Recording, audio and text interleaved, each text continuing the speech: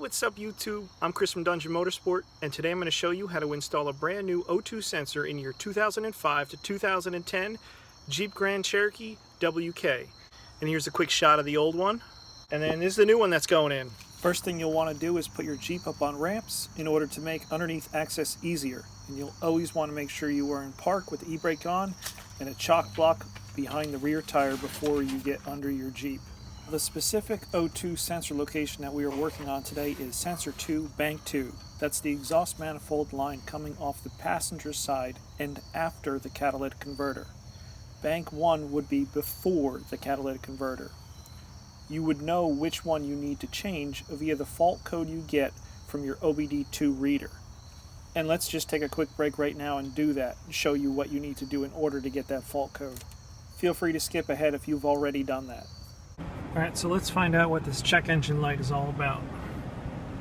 Switch on the... We're already on it. Good. Get into dash command.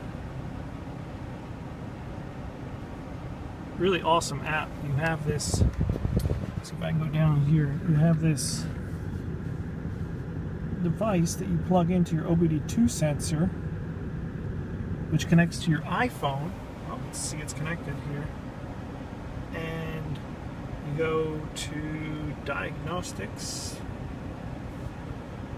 and then it'll tell you what your actual trouble codes are. Okay, well, let's find out what's in there. O2 sensor. Okay, so it looks like I'll have to replace O2 sensor, which makes sense because the car has 86,000 miles on it, and that tends to be, you know, around 100,000 miles ish is when O2 sensors start to go, so that makes sense.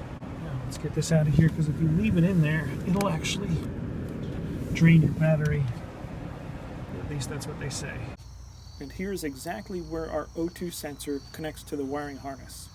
We'll want to disconnect it here before we remove the O2 sensor from the exhaust plumbing.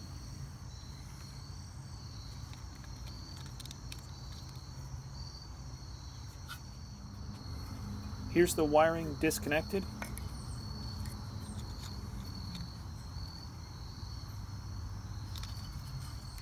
You'll want to push on this tab here while separating the connection.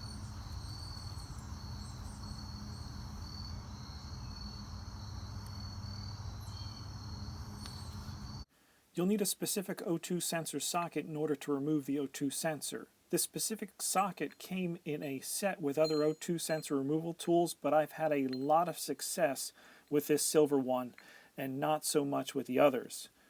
But I can see the others coming in handy when you're in a much tighter situation. But for this specific O2 sensor, we'll have enough room to get a ratchet on this silver socket. I'll put a link in the description below to this exact O2 sensor set.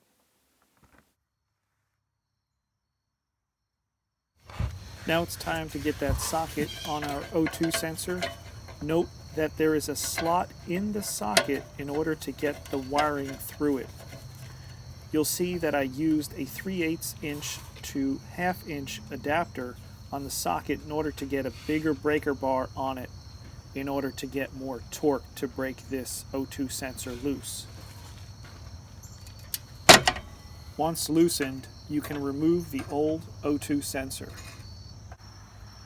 Here's a quick comparison shot between the old and new.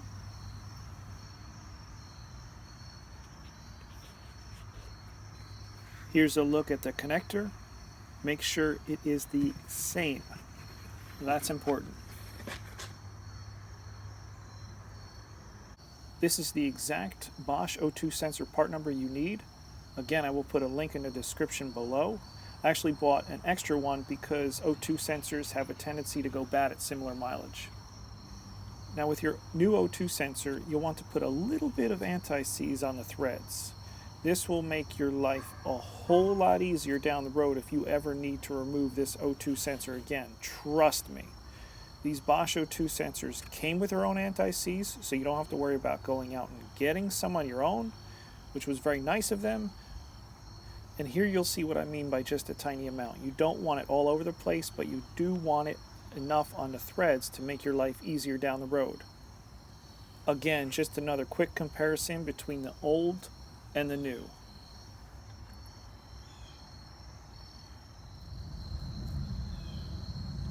You want to be very careful on the reinstall not to bind up the wiring.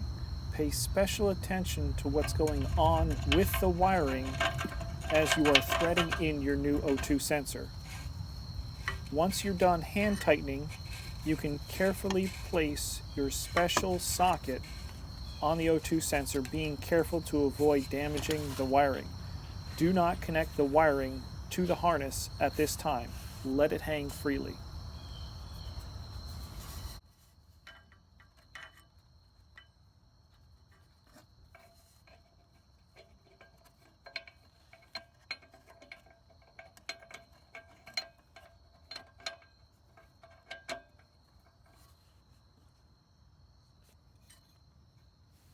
You'll want to grab yourself a torque wrench and set it to exactly 30 foot-pounds.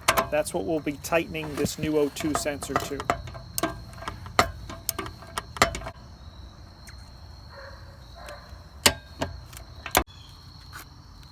Next up, you can now connect your wiring. Just make sure your connectors are facing the same way.